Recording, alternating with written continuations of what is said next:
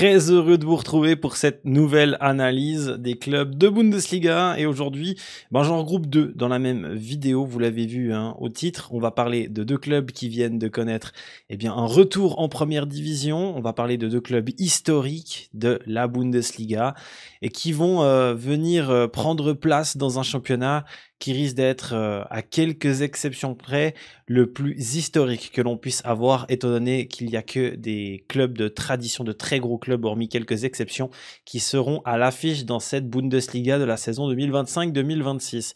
Asseyez-vous, on est parti pour analyser un tout petit peu les deux clubs qui auront pour moi le même objectif, celui du maintien. On parle bien sûr du Boek de Cologne et du géant du Nord, le HSV.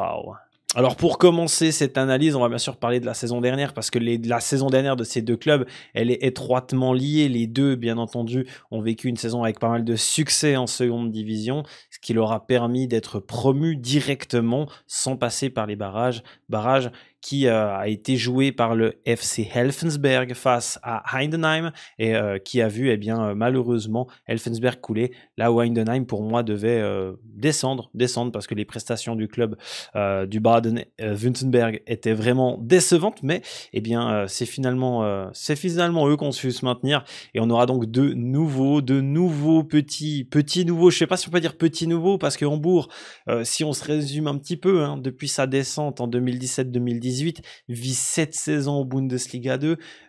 Son plus mauvais classement est une 4e place, échoue à 2 reprises dans les barrages. Il y a une saison où il pense même être promu et il y a un but à Greuther Fürth de Heidenheim qui finalement chamboule complètement le classement et qui va faire sauter Hambourg du top 2. Finalement, ils jouent les barrages et ils vont se faire étrier par Stuttgart. Bref, Hambourg, ça a été compliqué. Ça a toujours été attendu comme étant le club qui devait remonter et ils ont eu de la peine. Ils ont vraiment eu de la peine. Ils ont fait 54 années consécutivement en première division en Bundesliga. Mais lorsqu'ils sont descendus, ils ont vraiment eu de la peine. Alors que Cologne, lui, c'était complètement différent. Ils sont redescendus il y a 2 exercices où Cologne avait terminé avant-dernier de Bundesliga et n'avait pas su faire mieux que ce résultat-là. Et donc redescendait.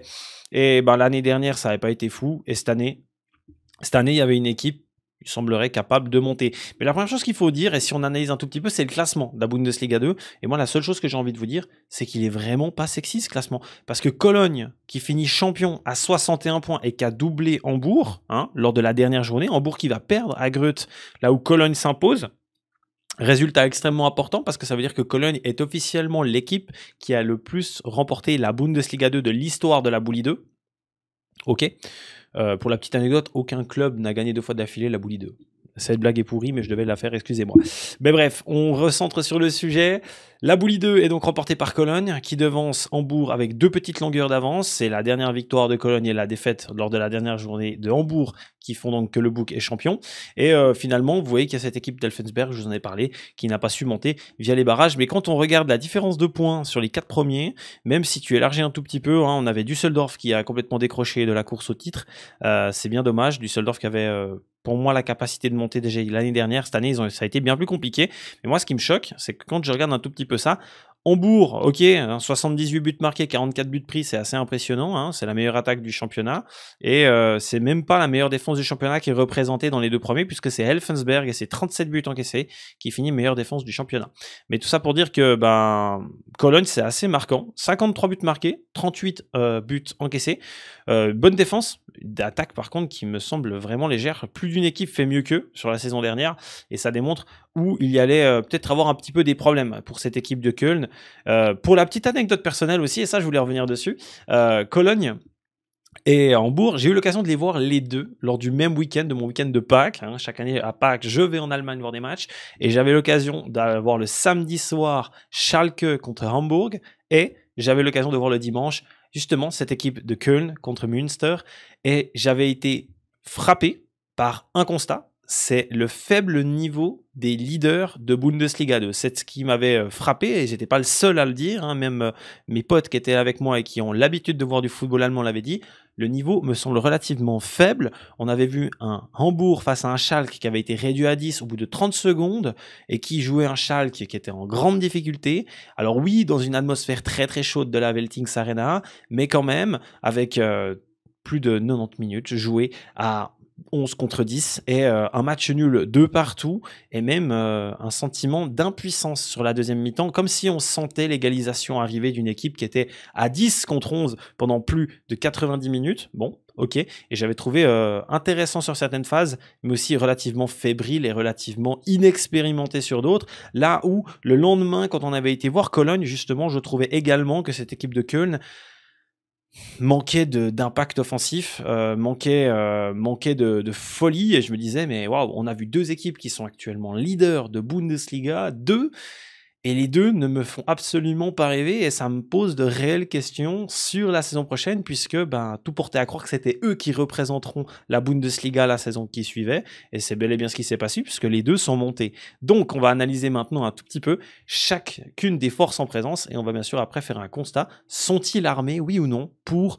la mission qui sera la leur, celle du maintien, de maintenir ces deux clubs historiques de la Bundesliga en première division allemande. On commence un tout petit peu avec cette équipe de Cologne, et pour commencer avec Cologne, moi la chose que j'ai envie de dire, c'est de regarder un tout petit peu les transferts, parce que bien sûr, deux équipes qui me semblaient légères au niveau de la saison dernière, bien sûr, la grande question qu'on va se poser, c'est ont-ils la capacité de répondre à l'exigence de la première division avec leur départ et leurs arrivées. Bon, je vais être très très cash avec vous.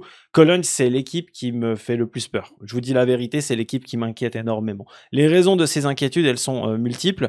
La première, c'est que vous avez les départs lors du mercato estival de cet été qui n'est pas terminé, avec un départ important quand même, qui était là, qui avait de l'expérience, le petit Dejan Ljubicic qui est parti au Dinamo Zagreb à 27 ans, libre de tout contrat, lui qui était passé un certain temps à Cologne, ok, mais celui qui fait le plus mal à Köln, c'est Tim Lampel.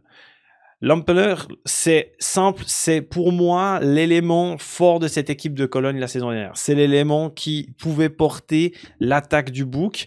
Si tu regardes un tout petit peu le garçon, donc voilà, il est né à Francfort, valeur 5 millions. Bon, c'est pas une valeur qui est transcendante quand tu regardes ça. Un garçon qui a vraiment explosé du côté de Köln et qui donc avait une valeur de 5 millions et qui s'en va librement du côté de cette équipe de Hoffenheim. Il reste en première division et quelle est la raison de son départ? C'est un clash. Sauf erreur, un très joli clash qui a bien mis Cologne dans la sauce parce que ce dernier, si tu regardes ses statistiques sur la saison dernière, va te planter 10 buts et 6 passes décisives, fait une saison à 1800 minutes. C'est pas sa saison la plus complète. Il avait fait une belle saison du côté de cette équipe de Greuthe, vous le voyez, où il va jouer 32 matchs, 6 buts et 4 passes décisives. Mais c'est la saison la plus prolifique d'un point de vue stat pour lui. Et tout le monde s'attendait à le voir rester à Cologne pour jouer le maintien, et c'est tout à fait normal de penser ça, puisque c'est un joueur qui avait la capacité de rester à Cologne et de jouer le maintien. Mais ce dernier se frite un peu avec le club et décide donc de partir sans indemnité de transfert. Pour un club comme Cologne qui a de gros problèmes financiers, 5 millions de perdus, c'est énormément en fait. Et là, tu as un premier problème pour eux, ils perdent déjà un élément important, ils perdent Ljubicic qui était un joli petit milieu de terrain, pour vous donner une petite idée, Ljubicic c'est quand même 4 millions. Donc sur les deux joueurs qui s'en vont, ils perdent deux joueurs à plus de 9 millions de valeur selon Transfermarkt. Ce qui est quand même très très important de signaler ceci. Ensuite, tu as le départ pour 4 millions de Max Fingraf qui a 21 ans, qui est un jeune assez intéressant, qui est vendu du côté de Leipzig. On sait que Leipzig aime récupérer les talents. Mais c'est chose faite pour eux. Ils ont encore récupéré un talent supplémentaire et Leipzig s'attache les services de Max Fingraf qui avait su faire de bonnes choses du côté de Cologne, qui est formé à Cologne, donc c'est 100% dans la poche du club, mais qui avait perdu un petit peu de valeur sur les dernières saisons, mais qui restait un joli petit joueur, lui qui avait notamment passé par la formation de Gladbach, encore Unterhaching, avant d'arriver, vous le voyez, depuis les U19 de Cologne dans cette équipe. Mais là, c'est une petite valeur ajoutée à l'import financier du club, qui devait donc continuer à travailler sur sur cette voie-là. Et puis, bah, bien sûr, celui qui va aussi apporter beaucoup d'argent, c'est le petit Damian Downs qui s'en va, l'Allemand-américain qui s'en va du côté de Southampton.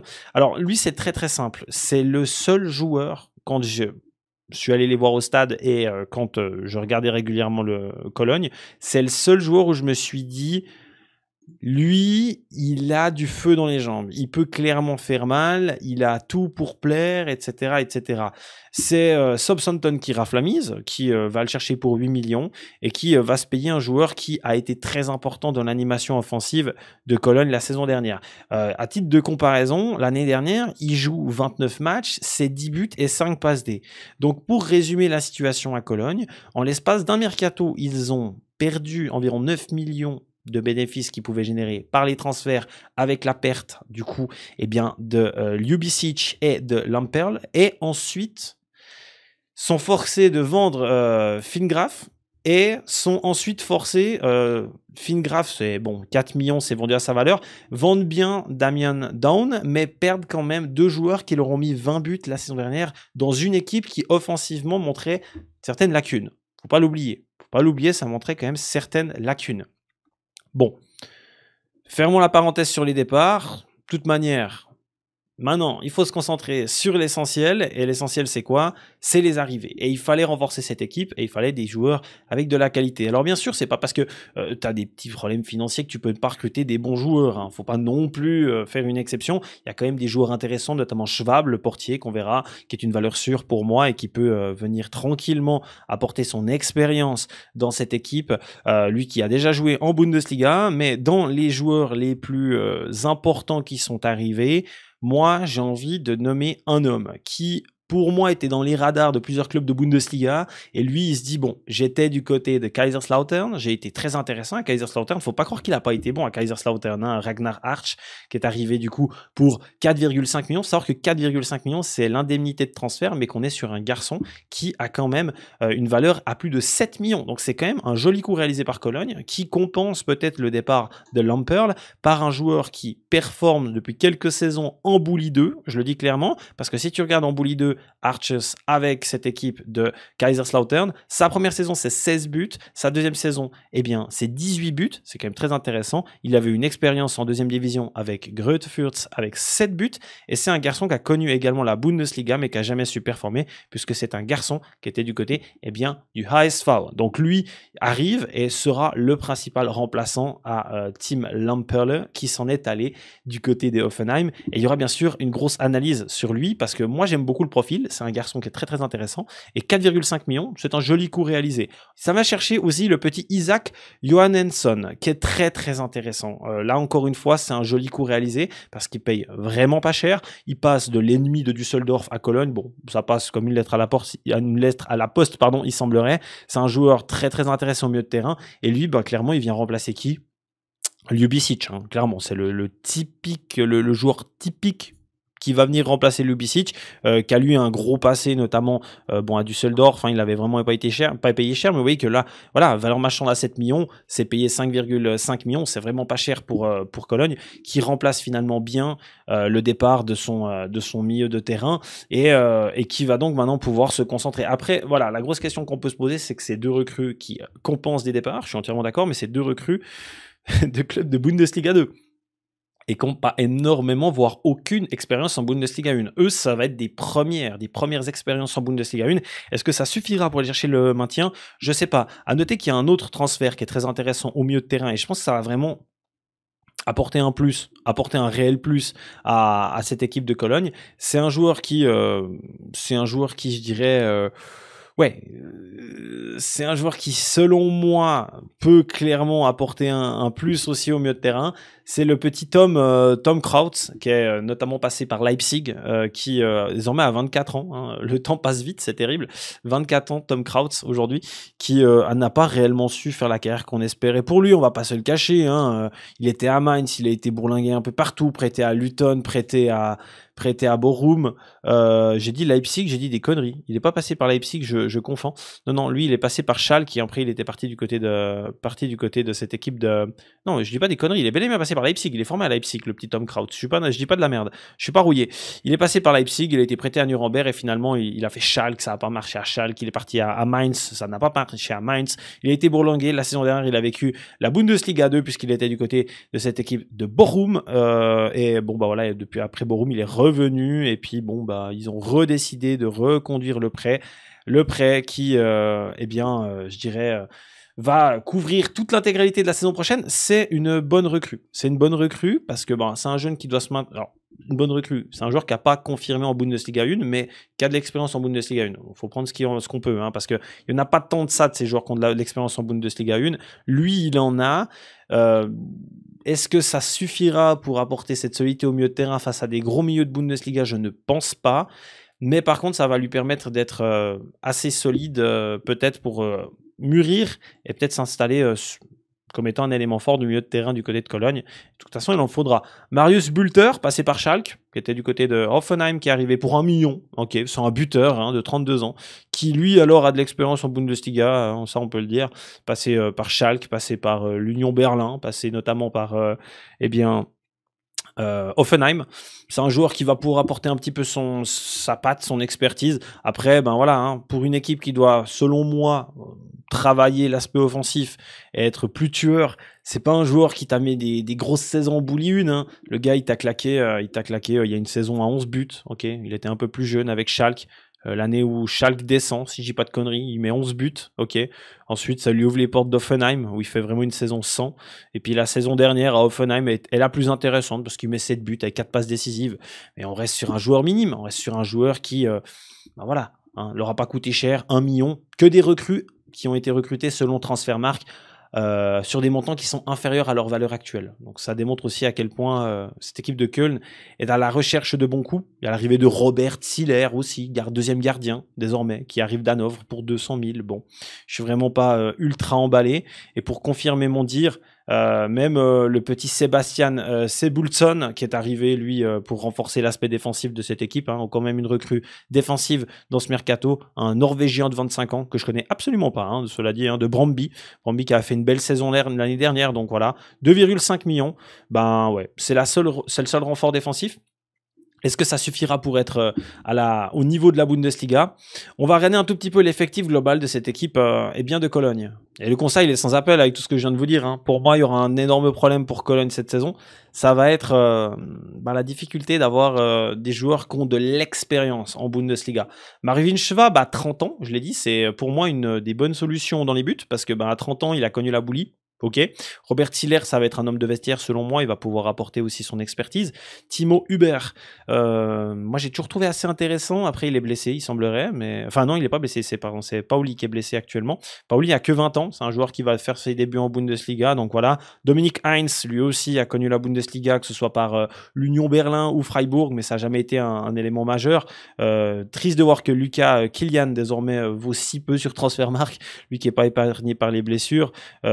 Pacarada, le Kosovar, le Kosovar va découvrir ce haut niveau aussi. Maintenant, moi, je vous dis la vérité, quand je vois le recrutement, quand je vois, il y a du Florian Kainz qui a toujours des petits coups de génie, mais qui a 32 ans désormais. Linton Maina, qui va enfin pouvoir peut-être montrer de bonnes choses en Bundesliga. Le petit Saïd El Mala, qui était du côté du Viktoria Köln, qui va apporter un plus. À seulement 18 ans, c'est une des grosses pépites à suivre. Le petit Jan Tillman, je suis complètement persuadé qu'on est sur un futur flop, étant donné que lui, c'est un joueur qui avait un gros potentiel.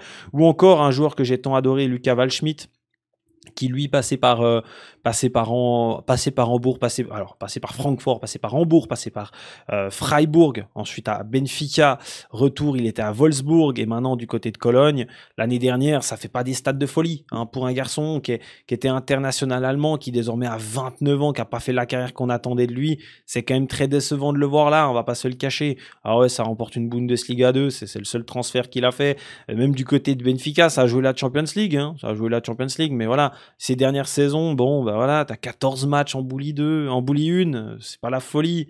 Voilà, à Wolfsburg, ça a jamais marché. Il est depuis 2 saisons maintenant à Cologne. Sa première année, elle est pas bonne. Sa deuxième année, l'année de la montée, il met 8 buts. Parmi tous les bons buteurs que tu avais la saison dernière, le seul que tu as gardé, c'est Luca Waldschmidt. Et c'est pas non plus celui qui t'a le plus fait frissonner et lever des stades, quoi.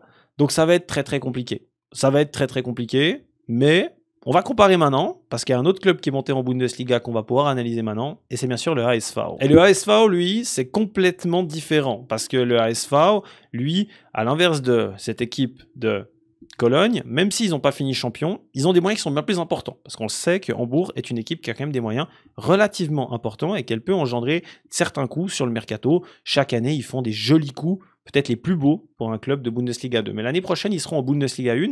Il va falloir maintenant, bien sûr, analyser cette équipe.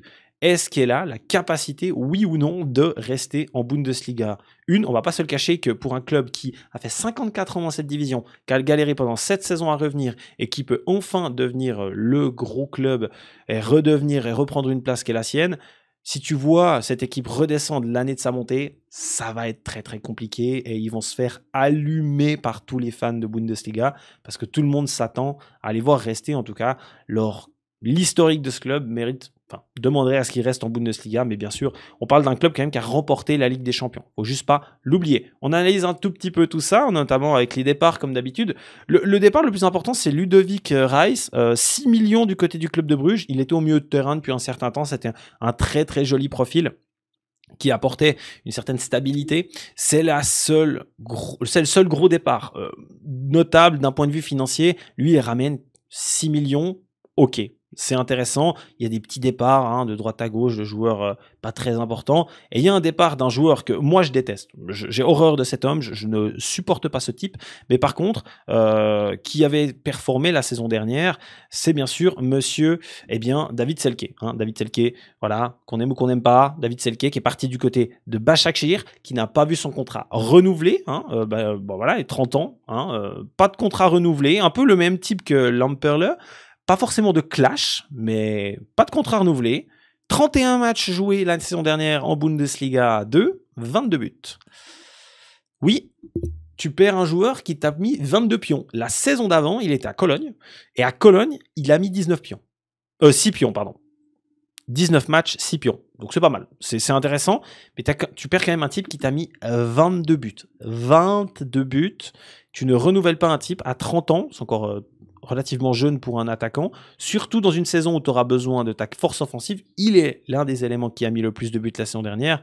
David Selke ne sera pas du côté de cette équipe du HSV. Bon, ça peut surprendre, surtout que c'est un garçon qui clairement pouvait apporter, selon moi, énormément à une équipe qui va devoir garder sa force offensive qui a fait qu'elle était très très bonne l'année dernière, tout en travaillant plus l'aspect défensif, parce que l'aspect défensif, ça n'avait pas été la folie. Il y a le départ de Lucas Perrin, libre au Sporting Riron, depuis son arrivée de Strasbourg, ça n'avait pas été incroyable, et finalement, il n'y a pas de départ important. Voilà. Fin des prêts de Marco Richter, qui s'en va finalement à Darmstadt. C'est qu'il a signé à Darmstadt, finalement, Marco Richter. Et le départ de Adam Karabek, qui a 21 ans. Fin du prêt, retourne du côté du Sparta Prague. Pas donc de départ important en soi. Qu'on se le dise, pour moi, rien qui mériterait de tirer la sonnette d'alarme, hormis le fait que tu perds le gars qui t'a mis le plus de buts la saison dernière. Mais qu'est-ce qu'ils ont fait pour compenser aussi le départ de leur meilleur buteur? Arrivée de Ryan Philippe, un Français de l'Eintracht Braunschweig, pour 2,5 millions.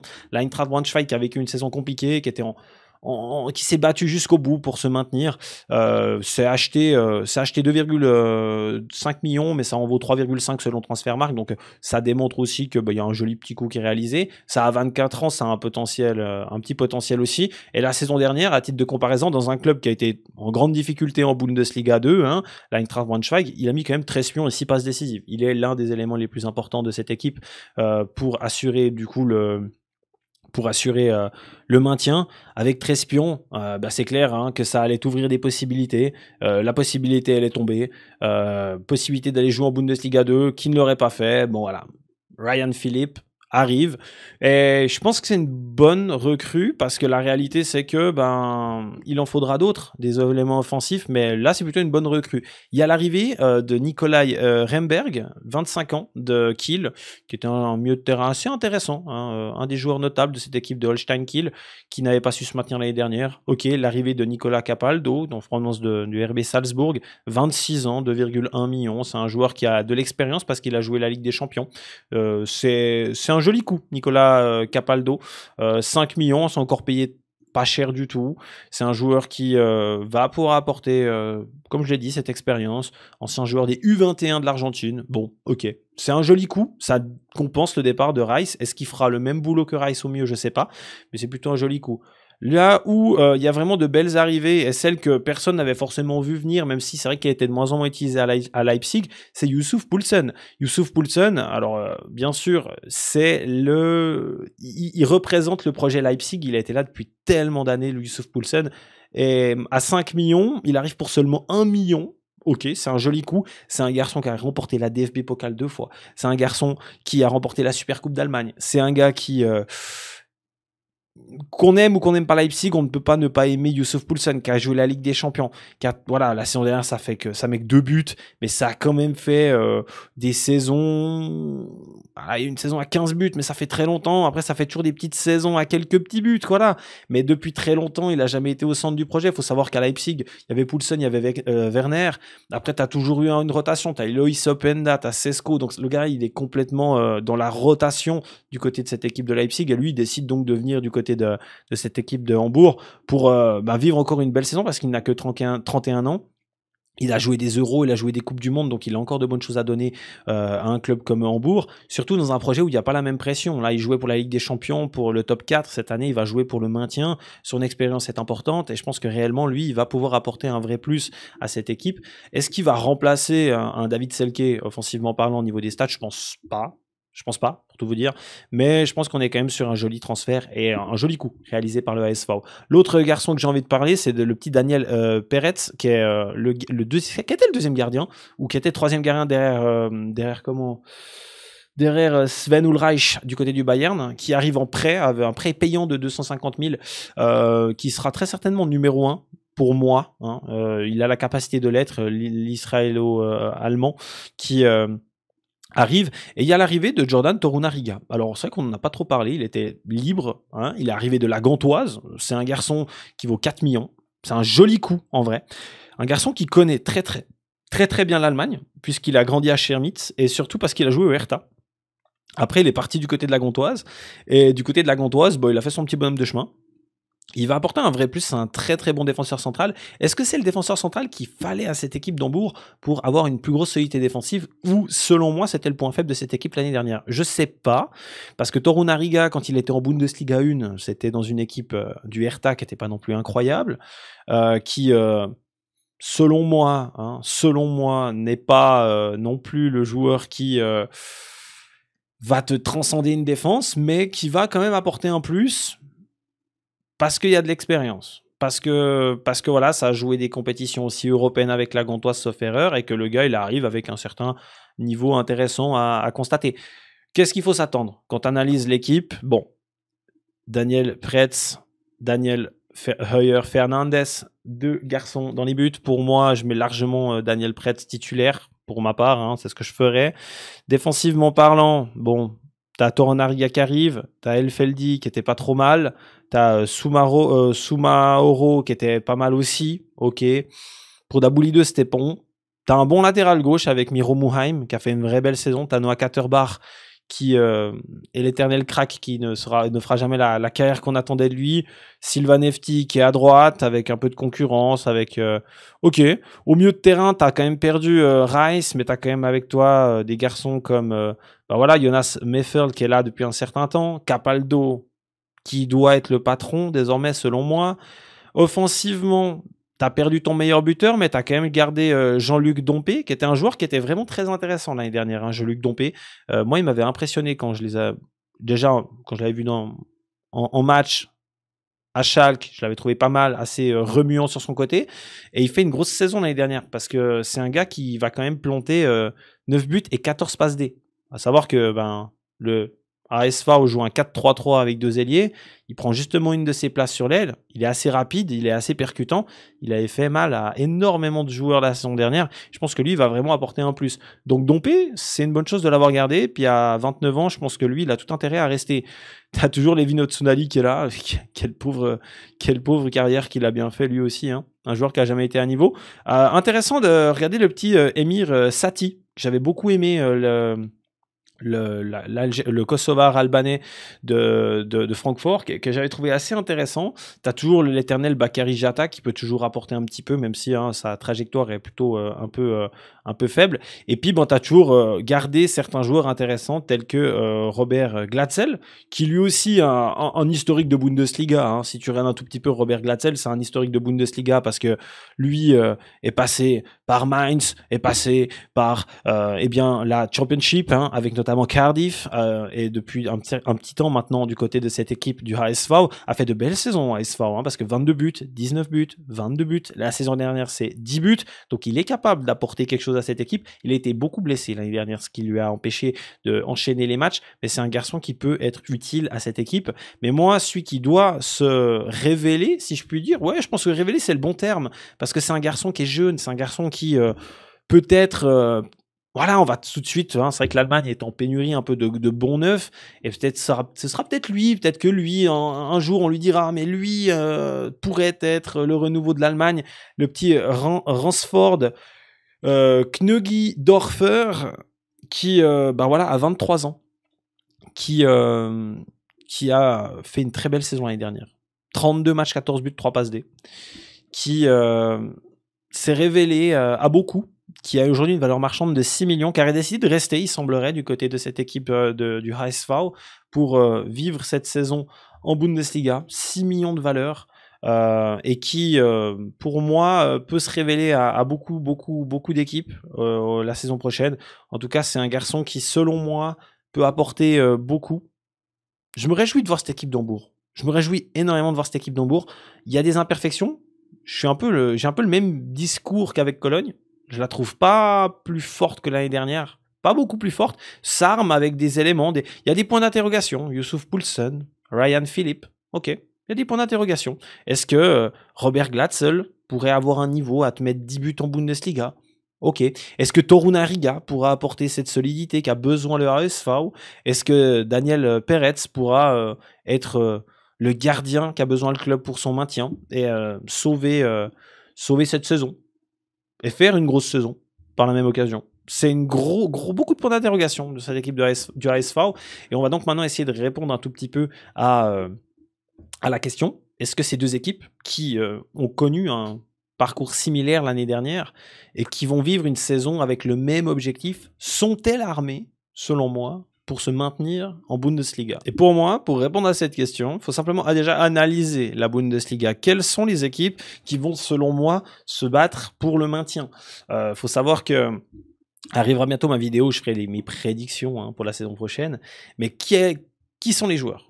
Quelles sont les équipes qui se battront, selon moi, pour la Bundesliga, dans une Bundesliga qui, il faut le dire, peut avoir certaines différences en fonction des clubs. Déjà, la première chose que j'ai envie de dire, c'est que depuis la montée de Heidenheim, aucune équipe promue n'a su enchaîner 2 saisons d'affilée avant de redescendre. Heidenheim est monté, Heidenheim s'est maintenu, et Heidenheim va enchaîner sa 3e saison. J'ai mis aussi ce maillot pour faire un petit clin d'œil à cette équipe de Heidenheim. Donc depuis la Bundesliga récente, la seule équipe qui a été promue et qui a su se maintenir sur plus de 2 saisons et faire 3 saisons, c'est la seule équipe à être capable de le faire. Cette année, on a St. Pauli qui va enchaîner sa 2e saison après avoir su assurer un maintien l'année dernière sans trop de problèmes. Est-ce que maintenant, on peut s'attendre à ce que Cologne et Hambourg soient des clubs qui vont s'éterniser dans cette ligue? On leur le souhaite. C'est des historiques, bien sûr, de la Bundesliga. Mais est-ce qu'ils sont armés pour, en fonction de la Bundesliga de cette année? Fini les époques où on pouvait dire que Augsbourg, que Freiburg, que Mainz, que Stuttgart, que l'Union Berlin, que le Werder ou que même Wolfsburg étaient des équipes de milieu bas de tableau. Parce qu'aujourd'hui, tu te rends compte que tous ces clubs que j'ai cités, ils sont là depuis un certain temps, ils sont ancrés dans cette ligue, ils ont financièrement aussi su développer leurs finances de manière à être compétitifs chaque saison. Et pour moi, les équipes qui seront menacées par le maintien, il n'y en a pas tant que ça, quand tu regardes comme ça. Tu peux avoir des surprises, hein, on le sait, mais tu n'en as pas tant que ça. Heidenheim, pour moi, même s'ils enchaînent leur 3e saison, vont devoir confirmer, parce que l'année dernière, ça a été très très compliqué. Leur mercato me fait pas croire qu'il y a quelque chose à faire. L'année dernière, Gladbach, ça n'a pas été fou. Et Gladbach, ça a été moins pire qu'il y a 2 ans. Mais Gladbach a fait du mercato. Est-ce que ça va permettre au club d'être compétitif? Je ne sais pas. Mais en tout cas, Gladbach peut aussi être inquiété si la spirale négative s'installe. Augsbourg, qui est capable de tout, du meilleur comme du pire, peut aussi être tout à coup inquiété si tout à coup tu lances une mauvaise spirale, même si l'année dernière ils avaient été plutôt assez intéressants. Est-ce que Mainz va savoir enchaîner les matchs en Europe et sur la scène nationale avec la Pokal et la Bundesliga? C'est une grande question. Et St. Pauli. St. Pauli seront-ils capables de confirmer cette promotion acquise il y a 2 ans, cette belle saison l'année dernière? On dit toujours que la première année, c'est l'euphorie après une promotion et la deuxième année, c'est la retombée. Est-ce que ça va être la retombée pour le club de Hambourg? Bon, on verra. En tout cas, on a un derby d'Hambourg en première division et ça fait très longtemps que ça n'est pas arrivé. Et puis concernant les autres, l'Union Berlin, ça n'avait pas été fou l'année dernière. Le Werder, ça a failli se qualifier pour l'Europe et ça a fait un beau mercato. Bon, pour moi aujourd'hui, si je dois tout vous dire, j'ai pas envie de dire que je les mets dans la tombe et puis que je les vois pas capables de se maintenir. Mais pour moi, déjà, comparé à la saison dernière, j'ai pas envie de dire qu'ils sont meilleurs. J'aurais presque même tendance à dire qu'ils sont peut-être un petit peu plus faibles, voire au même niveau que l'année dernière, mais avec énormément de points d'interrogation. Ils ont perdu les 2, hein, que ce soit à Hambourg ou à Cologne, leurs meilleurs buteurs de la saison dernière. Ils ont quand même fait des jolis coups sur le mercato. Ils ont été achetés des joueurs confirmés dans des ligues concernant Cologne, qui était plutôt inférieure à la Bundesliga 1, donc ce sera l'occasion pour eux de découvrir le haut niveau, ou là où Hambourg a plus misé sur des joueurs tels qu'un Poulsen, qui a de l'expérience, tels qu'un Torunariga. Ok, Capaldo aussi, c'est un joli coup. Je donne plus de chance à Hambourg de se maintenir.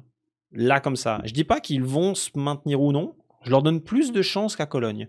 Je trouve que le mercato d'Hambourg me fait plus dire que le ASV est mieux armé pour se maintenir.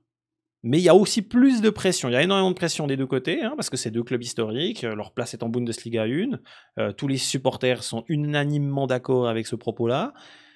Mais pas sûr non plus que le mercato actuel, au moment où je me tourne, on est le 3 août, soit suffisamment solide pour que ces 2 clubs se maintiennent en Bundesliga déjà 1. Et je ne vois pas au détriment de qui. St. Pauli, éventuellement, Heidenheim. C'est les 2 que je citerai. St. Pauli parce que ça, t'as ce point d'interrogation suite à cette saison du maintien, et Heidenheim parce que ça s'est quand même maintenu l'année dernière en barrage, et que ça avait été très compliqué, que c'est un club avec un petit budget, réalise de petits coups. Ça s'arrête là. T'es pas à l'abri d'avoir un club qui fait une grosse mauvaise saison. Et de manière générale, Hambourg et cette équipe de Cologne, je les vois clairement pour le bas de tableau. Jouer le maintien.